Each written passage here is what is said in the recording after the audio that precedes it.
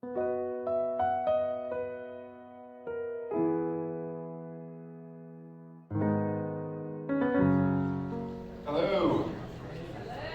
How you guys doing? Yeah, that's awesome. You guys are like all energetic tonight. Yeah, all smiling faces. Good to see everybody here. We're very excited to have two very special guest speakers tonight. We have Shaun and Morgan Odom, who have come here to share their stories. Shaun and Morgan, come on up.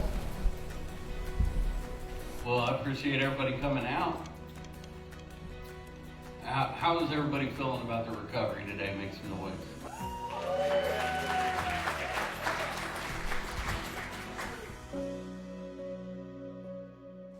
During my 5.5 years in recovery, I've lost 43 people close to me.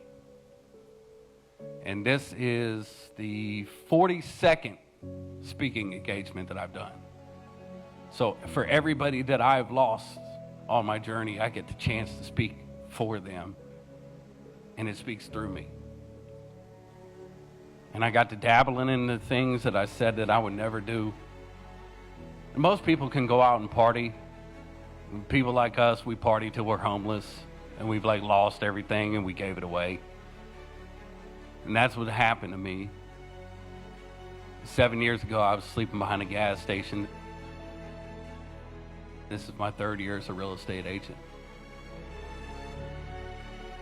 My name is Morgan Odom, previously known as Morgan Vetter. Lots of people know my last name. I'm actually kind of glad that it's Odom now. I feel like a different person. Does that make sense? My sobriety date is January 29th, 2014. That was the last time I got arrested, and I sat in the back of a cop car. And I'm really grateful that that was my awakening. January 29th, 2014 was the last time I had used substances and stuck a needle in my arm. So it's been a long time. I was born and raised here in Kokomo. My mom and dad were married. They're still married. So I know a lot of addicts and alcoholics come from broken homes, but I did not have that type of environment when I was growing up. We went to church every Sunday, and they taught me right from wrong. It was just like an all-American family. I've never seen my parents intoxicated with alcohol. Obviously, I've never seen them, use any type of substances. So it was just a safe place. I grew up in a very safe home. Mine was the total opposite. We initially moved to near Fort Benjamin, Harrison, because my dad wanted to be close to Army people in an Army base. Probably within a year, my mom got tired of his drinking and drug use and cheating, and she left him. But we stayed around the east side. There would be days where we would go outside and get ready to go to school, and my mom's car wouldn't be there. It got repoed. There were days where we would be without a phone, without electricity. It was a different upbringing. Man. I was about 18, and first time I lit up a joint, just kept going and going. And then I spun off into other things, ecstasy and acid and things like that. And, I never once early on did I go, I might have a problem. Early on, I was like, I need more, And it wasn't until I tried cocaine for the first time that I knew that this was going to be a problem. They tell you that addiction is a learned behavior, right? We didn't come out of our mother's womb knowing how to smoke weed and shoot needles, So it's a learned behavior. We learn it from the types of people that we surround ourselves with and the environments that we find ourselves in.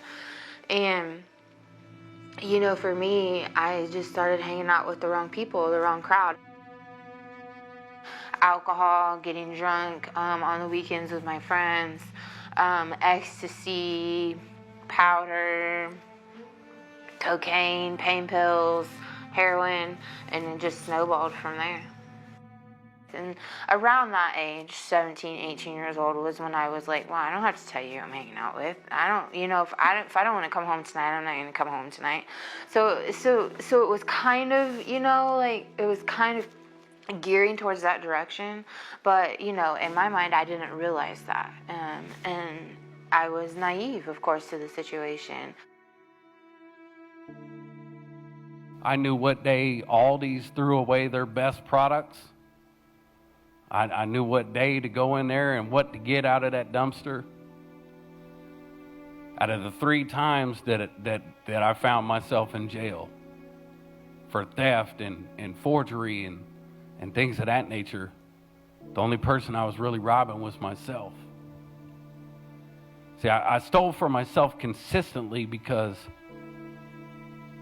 I wasn't worth anything.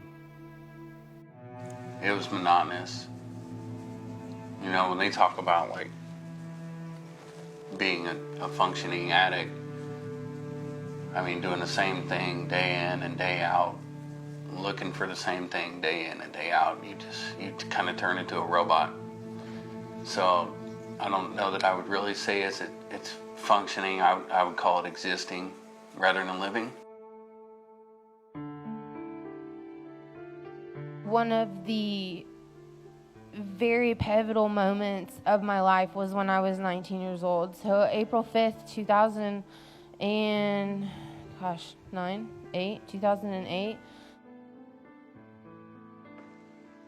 It was just a day like any other day. Me and my friend running around town, smoking pot in the car.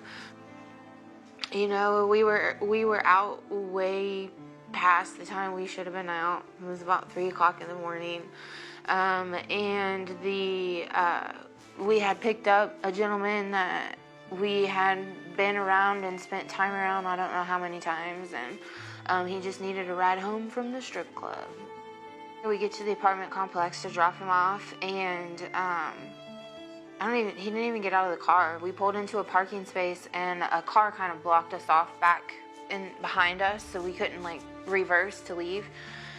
And my first thought in my head was that we were getting robbed.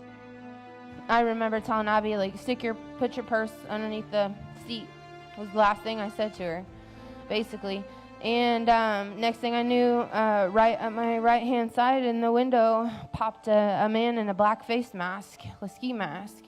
And I will never forget that image. I remember in that moment that my heart just dropped to my stomach because I didn't know what to expect. And then at that point, I heard 3 bangs, bang, bang, bang. And on the 3rd bang, the window shattered. And there was a gun in my face, and I don't really remember anything after that. Loud noises, I don't remember getting shot, I don't remember feeling pain. But I ended up blacking out.